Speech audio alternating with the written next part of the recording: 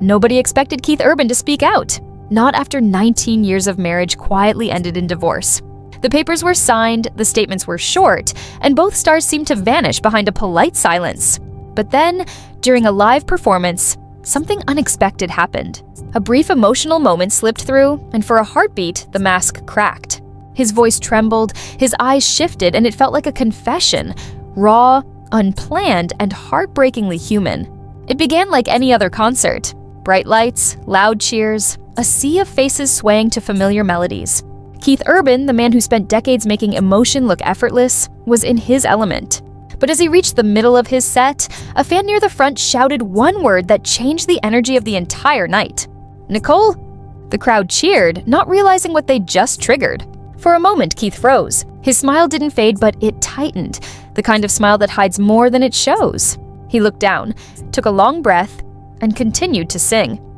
But something in his voice was different. It wasn't the polished charm audiences had known for years. It was fragile, like a heart remembering something it had spent months trying to forget. Within hours, that moment went viral. Fans clipped it, slowed it down, replayed it frame by frame. Some said it was sadness. Others swore they saw guilt.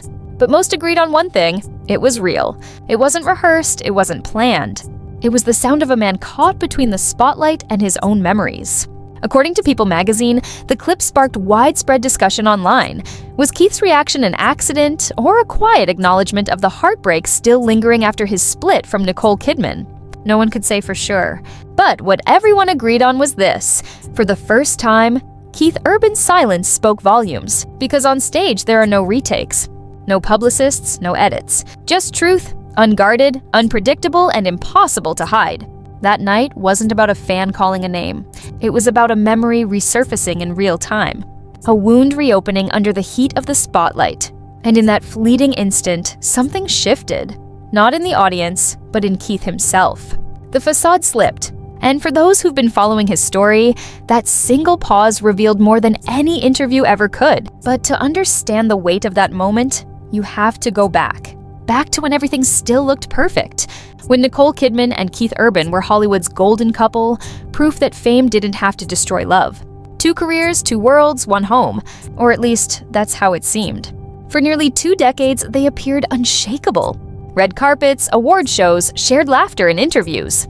To the public eye, their love story was a rare kind of miracle. 2 superstars who made it work. But behind the scenes, the clock had already started ticking. Sources close to the couple suggest that long before the official announcement, something between them had already begun to fade. It wasn't sudden. It wasn't loud. It was quiet. The kind of distance that doesn't happen overnight. Long days apart turned into missed calls. Missed calls turned into polite texts. And polite texts eventually turned into silence. Nicole, focused on her filming schedules and press commitments, often traveled for months at a time. Keith, meanwhile, was on tour. City after city, night after night, surrounded by thousands yet alone in every way that mattered. Hotel rooms that never felt like home. Late-night flights, exhaustion disguised as excitement. It wasn't a scandal. There were no explosive fights or headlines screaming betrayal. Just the slow erosion that happens when 2 people stop meeting in the same place emotionally. When love becomes something you remember more than something you feel. Friends noticed subtle changes. Nicole spent longer stretches in Australia, often without Keith. He extended parts of his tour, adding new shows, avoiding empty spaces on his calendar. Public appearances together became rare, and when they did happen, fans could sense a certain restraint, a quiet stiffness in the photos, a distance in their smiles. Looking back, those moments tell their own story. But at the time, no one noticed. Because how could they? On paper, everything was perfect. 2 careers still thriving. 2 children. A beautiful home. A reputation built on mutual respect and stability. But love isn't a press release. And happiness, no matter how carefully presented, can't survive on performance alone. By the time the divorce filing appeared in public records, insiders already knew the truth. The emotional separation had begun long before the legal one. The signatures were just formality, the final punctuation on a sentence that had been ending for years. Still, something about it didn't feel entirely mutual. Behind the polished joint statements and careful words, one question lingered: who let go first? And that's where Keith Urban's silence began to mean something more. Because sometimes it's not the words that reveal the truth. It's the pauses that follow them. In the months before the world knew they were over, fans began noticing subtle changes in Keith's interviews. Whenever hosts mentioned Nicole's name, his expression softened, then froze. His tone, once effortless and affectionate, became guarded. Short answers, nervous laughter, quick transitions back to music.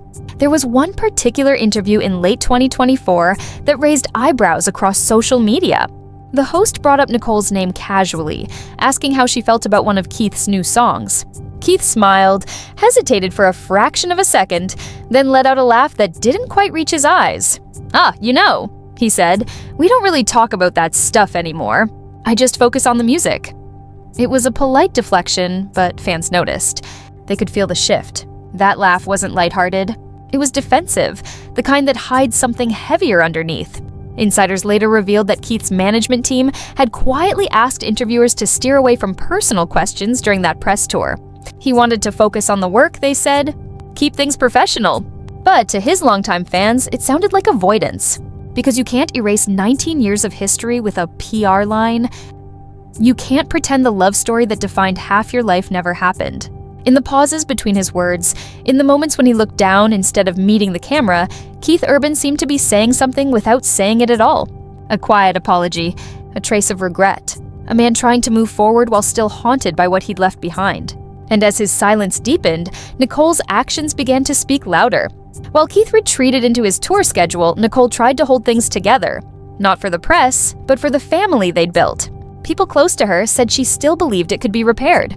She attended events alone where Keith had once promised to appear. She smiled for cameras, but behind her eyes was exhaustion, the quiet kind that only comes from trying to save something already slipping away. Friends described her as calm, but heartbroken. She wasn't angry, one insider told Variety. She was just sad. She wanted to talk, to reconnect, but he was gone even when he was there. Those words echoed a truth familiar to many who've loved someone drifting away. Sometimes the end isn't a fight. It's a silence, a gap that grows too wide to bridge. And that silence, Keith's, Nicole's, the one between them, would eventually find its way to the stage, where the world would finally see what heartbreak looks like when it slips through the cracks of a performance. But before that night, before the viral clip and the speculation, there was something else, a hidden buildup that no one paid attention to. The long hours, the missed moments, the emotional fatigue that success quietly demands. And if you listen closely, you can almost hear the ticking clock behind the music. Because what happened on that stage wasn't just a mistake or a reaction. It was the sound of years catching up all at once, and it was only the beginning. Keith Urban once said that being on tour was both a dream and a curse. At the time, it sounded poetic, a line from a man who'd built his entire life on the road. But looking back now, it feels almost prophetic. Because that very road, the one that brought him success, may also have taken away everything that mattered most. To his fans, Keith was unstoppable. Night after night, his energy seemed endless. The lights, the guitars, the roar of the crowd, it all painted the picture of a man who had found his purpose. But behind the curtain, the applause faded and the silence after the show grew louder. In interviews, he described life on tour as exhilarating but lonely. He missed milestones with his daughters, birthdays, school events, quiet dinners at home that he promised he'd make up for later. But later rarely came. And slowly, what was once passion began to feel like pressure. For years, Keith tried to balance it all. Husband, father, superstar. Nicole did too. Their lives were built on compromise, trading time for understanding. But as the years went by, those compromises became sacrifices, and neither of them seemed to notice until it was too late. By early 2024, insiders say, the cracks were showing. Nicole was filming in Europe for several months, while Keith's tour stretched across the US and Australia. The time difference turned phone calls into missed connections. Texts became shorter. Schedules overlapped less and less. They weren't fighting. Not really. They were just missing each other. And in that quiet absence, love began to lose its rhythm. Friends close to the couple said Nicole did what she always did. She tried to fix it. She reached out, called when she could, texted him between shoots, and reminded him of little family moments. But this time, Keith seemed distant. He'd reply, one source told Variety, but not in the way he used to. It was polite, not warm, like someone trying to be kind while quietly stepping back. The road had changed him. Not in the dramatic, headline-making way people expect from rock stars, but in smaller, more subtle ways. The kind that no one sees until the distance becomes permanent. Keith's team began to notice too.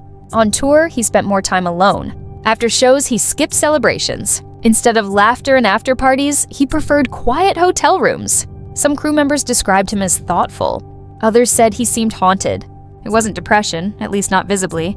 It was more like emotional exhaustion, the weight of always performing happiness while feeling none of it. Nicole, meanwhile, kept up appearances. She smiled for cameras, attended red carpets, and gave warm, graceful interviews. But her eyes told a different story. When journalists mentioned Keith, she would smile politely and redirect the topic. A professional move, but one that revealed how carefully she was managing her pain. "She's always been the strong one," another insider told people. But that strength can also be lonely. She didn't want to talk about it publicly because she didn't want to embarrass him. She loved him, even when he wasn't there. And that's what makes this story so quietly tragic. There was no villain, no betrayal, just two people trying to live their dreams in opposite directions, until one day, those dreams stopped overlapping. The summer before their divorce was announced, fans noticed something odd. Nicole and Keith were rarely seen together. She attended a few major events alone, while he continued his tour schedule without interruption. When asked why Keith wasn't there, Nicole gave the same calm, practiced answer: "He's working." But those who knew them privately said the truth was more complicated. Keith had extended parts of his tour unexpectedly. Nicole had spent longer than usual in Australia. The family, once inseparable, now seemed scattered across continents. It wasn't anger that separated them. It was time. The one thing neither of them could ever control. And then, sometime during those months, something quietly broke. Not in a dramatic argument or a late-night phone call, but in the quiet realization that love alone wasn't enough anymore. Friends of the couple say Nicole was the one who tried to save it, while Keith was the one who began to drift. She believed in repair, he believed in release. And that difference became the invisible wall between them. By the time the press caught on, they were already living separate lives. Keith on the road, Nicole in her home in Nashville, both surrounded by people yet profoundly alone. And yet, when you listen to Keith talk, or rather, when you listen to what he doesn't say, you begin to hear the unspoken regret. Because Keith Urban has never been cruel. He's never been careless with his words. But silence too can hurt. In the final months before the world knew, he gave a handful of interviews where he carefully avoided the subject of home life. Instead, he talked about music, creativity, reinvention. He described his latest songs as a little more personal and a little more reflective. When asked what inspired them, he smiled and said, "Just life. The highs and the lows." That word, lows, carried more meaning than he probably intended. Because right around that time, Nicole was still trying to hold on. She was seen at family events, sometimes with their daughters, sometimes alone. People close to her said she believed things could still be mended if they just slowed down long enough to talk. But when you love someone who's already halfway out the door, even hope starts to feel like heartbreak. And so the silence grew. What had once been laughter-filled phone calls turned into brief, polite check-ins. The couple who once shared stages and red carpets now barely shared a sentence in public. Then came the turning point. The night everything changed. It wasn't during an argument. It wasn't a scandal. It was that quiet concert moment when a fan shouted Nicole's name, and Keith froze. That split-second reaction told the world what the couple had spent years hiding, that even when it was over, the wound hadn't healed. Because love doesn't end the moment you sign a paper. It lingers. In songs, in memories, in reactions you can't control. And when Keith Urban looked down that night, taking that deep breath before continuing his song, it wasn't just a pause. It was a man realizing that the past doesn't disappear, no matter how fast you try to run from it. The clip became more than just viral content, it became a window into his soul. For fans, it was confirmation that his silence wasn't indifference. It was pain, and that pain had a story. Over the next few weeks, as that clip circulated online, people began rewatching his performances with new eyes. They noticed how often he closed them mid-song, how his voice would tremble ever so slightly during slower ballads, how his expressions lingered between sorrow and gratitude. Suddenly, every lyric sounded like a confession. Whether intentional or not, Keith's performances became messages, tiny pieces of an unspoken apology carried in melody. And that's when the conversation shifted from curiosity to empathy. Because even though the world wanted answers, what happened, who ended it, why, it became clear that the story wasn't about blame. It was about two people trying to find themselves after losing each other. For Nicole Kidman, it meant moving quietly, gracefully, focusing on her children, her work, her inner peace. For Keith Urban, it meant confronting the silence that followed the applause. And somewhere between those two lives, the actress rebuilding her balance and the musician rediscovering his truth, lay the echoes of what once was. Two lives intertwined for nearly 20 years, now walking separate roads, yet forever marked by the same song. Because in Hollywood, love doesn't always end with anger. Sometimes it ends with understanding, and sometimes it ends with a moment so small, like a fan calling a name, that the entire world suddenly realizes the story isn't over. It's just quieter now. By the time the world caught up, it was already done. The headlines broke softly, without the usual chaos that accompanies a Hollywood breakup. Nicole Kidman and Keith Urban part ways after nearly 2 decades. No explosive statements, no accusations, just a calm announcement. Two people who had loved deeply choosing to walk separate paths. But for fans, it didn't feel calm at all. Social media lit up overnight. Old interviews resurfaced, photos of them at award shows, holding hands, smiling, laughing. Each image now carried a bittersweet weight. People began dissecting Keith's lyrics, searching for hidden meaning, while others replayed Nicole's red carpet appearances, noticing the sadness they'd missed before. It was as if the world was trying to piece together a love story that had ended in whispers. Yet, through it all, Nicole stayed silent.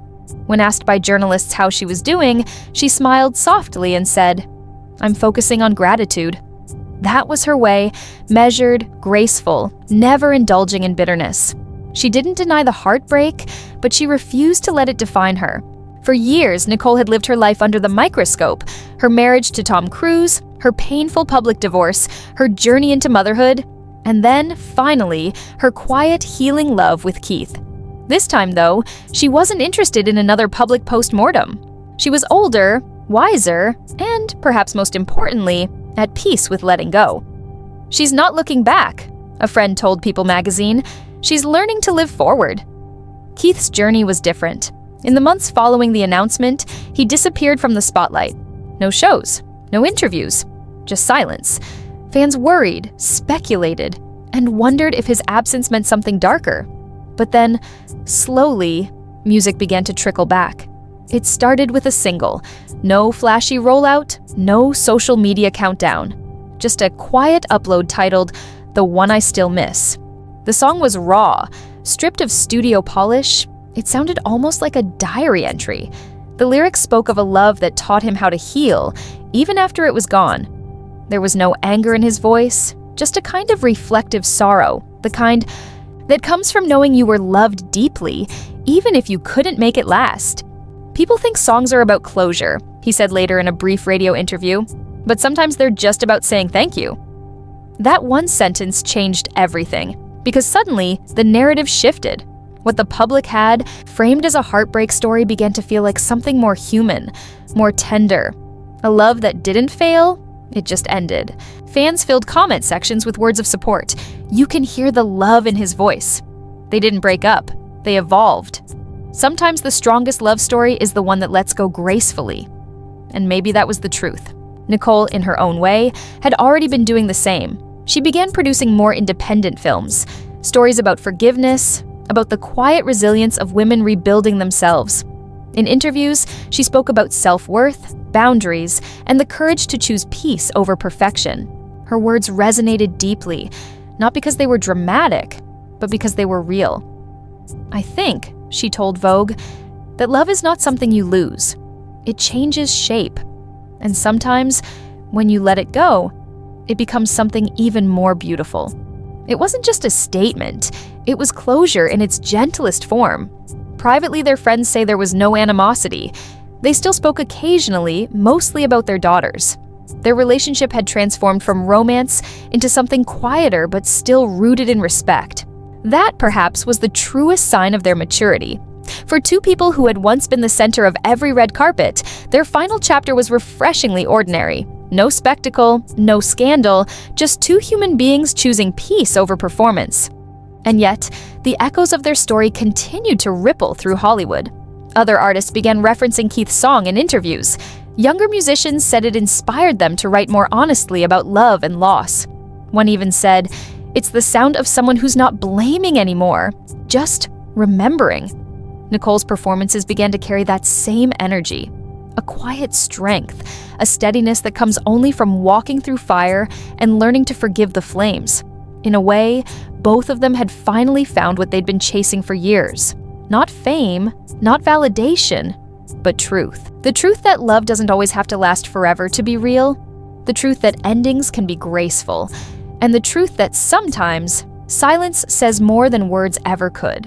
By the time award season rolled around, both appeared at separate events for the first time since their split. Cameras flashed, reporters shouted questions, and yet both smiled, calmly, genuinely. No bitterness, just two parallel lives still bound by mutual history. When Keith later performed "The One I Still Miss" live for the first time, there was a stillness in the room. No one spoke. No one cheered until the last note faded. And when it did, he looked up, smiled faintly, and said into the microphone, "For every love that ends, but never leaves you." That was it. No names, no explanations. Just a line that carried the weight of 2 decades of shared life. Nicole, according to friends, heard the performance online. She didn't comment, didn't post, didn't react publicly, but those who knew her said she cried. Not from sadness, but from recognition. Because she knew what he meant. It wasn't a goodbye. It was a thank you. In the months since, they've both found their rhythm again. Nicole in her films, Keith in his music. Both seem lighter somehow, as if letting go didn't mean losing, but rather rediscovering themselves. Their love story may have ended, but its echo continues, in melodies, in memories, and in the quiet respect they still hold for each other, because not every great love ends in tragedy. Some end in gratitude. And that's the truth Nicole finally allowed herself to share, not through scandal or revelation, but through peace. When she finally spoke, months later, in an interview that made headlines around the world, her words were simple but powerful. "I loved him deeply. I always will. But love can change form. It doesn't have to end bitterly to be over." That was her silence breaking. Not to expose, not to defend, but to heal. And with that, the world finally understood.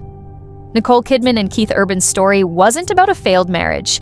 It was about two souls who found each other, healed parts of themselves together, and then, when the time came, set each other free. Their love may no longer fill stages or headlines, but it remains, softly, quietly, in every song Keith writes and every performance Nicole gives. A love that didn't burn out. It just transformed. And maybe that's what real love looks like. Not forever, but true while it lasts.